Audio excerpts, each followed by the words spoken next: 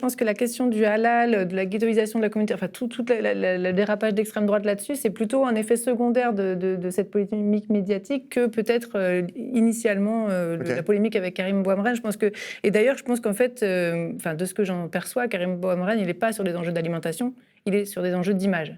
Ça n'empêche pas que c'est intéressant de parler des enjeux d'alimentation, mais il est sur des enjeux d'image parce qu'en fait, on est sur une entrée de ville, en fait. C'est la sortie du métro.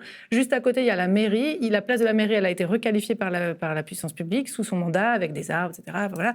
Donc, il y a cette espèce C'est un peu sa vitrine, quoi. C'est ça. Et donc, là, on sort du métro et qu'est-ce qu'on voit ? On voit un fast-food. Je ne suis pas sûre que ce soit le problème qu'il soit halal. Enfin, peut-être que ça. Il y a déjà un fast-food Burger King. Oui, c'est ça. Mais d'ailleurs, il est beaucoup plus visible. Mais je sais pas, il y était habitué. C'est peut-être aussi le fait que ça se développe. Bon, voilà, ça, je suis pas dans sa tête. Mais en tout cas, je pense que on peut pas faire abstraction du fait qu'on est sur un espace extrêmement disputé.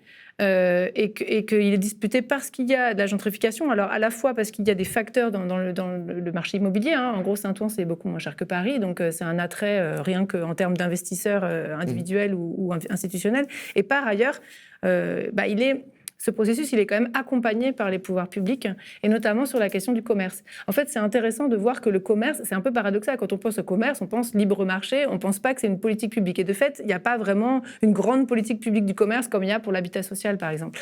Mais il y a des outils pour intervenir sur le commerce. Et c'est ce dont se saisissent de plus en plus de maires en Seine-Saint-Denis, de toutes tendances politiques confondues. Et depuis les années 2010, c'est ce que montrent les travaux d'Antoine Fleury et Sylvie Foll, qui montrent que, on intervient sur les pieds d'immeubles, par exemple, des logements sociaux. Quand on fait un immeuble de logement social, on équilibre l'opération par le loyer du pied d'immeuble, et donc il est toujours cher. Et donc en fait, c'est souvent, paradoxalement, dans des immeubles de logements sociaux qu'il y a les commerces les plus chers, les plus qualitatifs, comme ils disent. Et donc c'est un facteur de gentrification commerciale, paradoxalement, le logement social.